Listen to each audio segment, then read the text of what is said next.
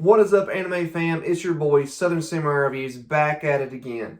Today, I want to talk a little bit about chapter or volume 0 for one of my top animes, JuJutsu Kaisen.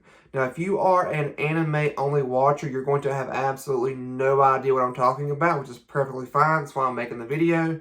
But I tried to really binge read the manga and catch up. So pretty much volume 0 is a prequel, kind of like The Hobbit was to The Lord of the Rings, talking about YUTA OKKOTSU, who is a total badass and gives me John Wick vibes initially anyway. So it kind of gives his background and a little bit more into, some events that's going to happen later on in the next season of the anime. So let's add some gin to that juice, let's pour some Fireball, and let's dive right into it. So pretty much the entire volume 0 focuses on YUTA OKKOTSU for the most part. Who from the very opening page has a ton of parallels to our boy Yuji.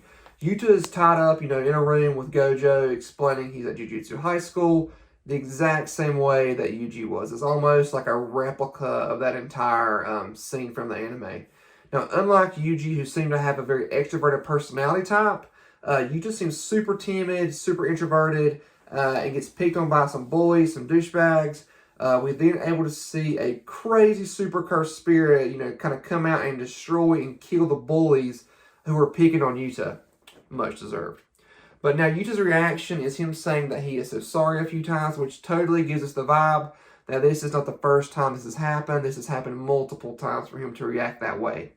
We learned that the cursed spirit following him is Rika, which actually is a childhood friend who died right in front of him by getting crushed by a truck. Now, Yuta actually tried to commit suicide because of all the lives that Rika has taken in his defense. So just to make it clear, Yuta does not summon Rika. Rika just kind of comes out whenever she feels that Yuta is, he is threatened. He's overall, scooped up by Gojo and taken to JuJutsu High School. We see in the same way they wanted to treat Itadori that the higher-ups wanted him executed. Now, we know that Itadori has Sukuna, the king of curses. So the fact that the higher-ups are wanting to also put Yuta and Rika on that same level means that Rika and Yuta are putting out some insane cursed energy, Duracell level, energy. We know from the anime that Yuta is super highly respected, especially with his friends Panda, Maki, and Toga, and this chapter lets us really see their first meeting and how their friendship started. Now, contrary to belief, they actually started on edge because whenever they first meet, Rika comes out, showing the others just how strong Yuta is and making the others super weary of Yuta and super defensive because they now realize how strong he really is. Maki seems to be the most irritated with Yuta's presence, but also, I think she understands how strong and how valuable that he could be as a teammate if he can control Rika's power. Now, just so also happens that Gojo puts Maki and Yuta on a mission together, tag team WWE style, going to an elementary school and getting rid of some low-level curses. It is here where Maki really gets to see just how strong Yuta and Rika are, because she asks Yuta what grade he is. Now, Yuta has absolutely no idea what she is talking about, so she snags his ID card and sees that he is labeled special grade. Now, if you've been watching the anime, you kind of know about grades, but if you have not, grades are how kind of jujutsu sorcerers are ranked. Grade 3, 2, 1, special. The fact that Yuta is labeled a special grade really opens up Maki's eyes because, I think she at the time is a first year, so she thinks she's like a grade 1 at most. I'm sorry, a grade 2 at most. And then you have Yuta kind of there already on the top of the food chain. So then all of a sudden they're attacked by a higher level curse, which is going to result in both of them being eaten and Maki being poisoned.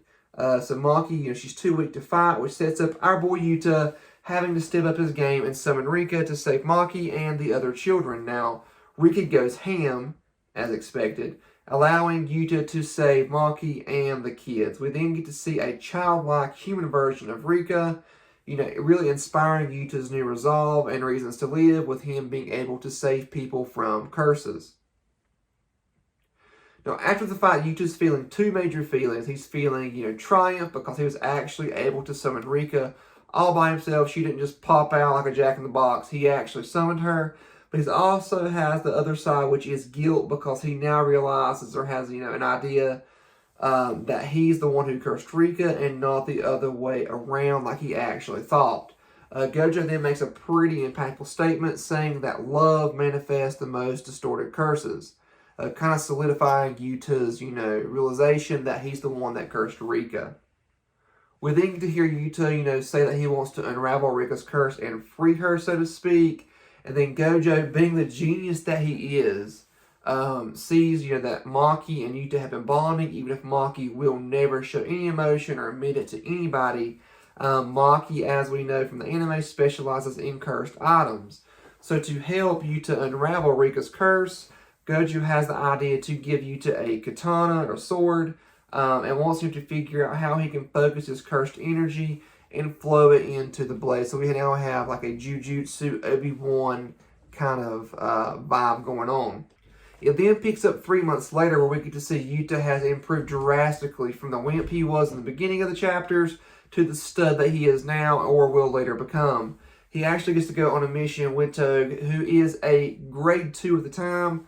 Gojo gives them a task where Yuta's pretty much an intern to Toga, and not going to have to do too much because, his cursed speech power is, ridiculously strong anyway, and they're just supposed to fight some low-level curses. So this chapter really lets us, see the repercussions of his power as well, and not just the strength of his cursed speech. So with that being said, they end up at a shopping mall for some reason, where there's some, low-level curses that, since Toga's a grade 2, he can handle them on his own. We also get to see how he actually has some throat medication, which kind of gives off the implications of what kind of happens when he overuses his curse technique too much. The manga then shows us, some creep smiling, which leads us to believe that things are about to get turned upside down and twisted around, probably not for the benefit of our two main dudes. Now, they do get into a sticky situation when a higher level curse drops in, like, Call of Duty Warzone.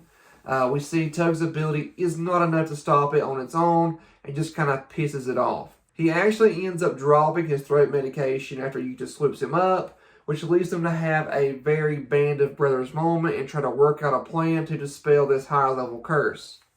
And this kind of ends with Yuta going full send, the summoning Rika on his own and also using cursed energy, channeling it into the blade, kind of like Gojo kind of wanted him to, grabbing the throat medicine and throwing it to his homie, allowing, Inumaki to finish him off.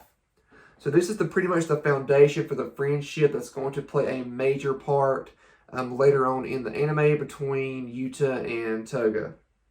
However, after that glory moment in the manga, we get to see King Douchebag himself, Geto Suguru.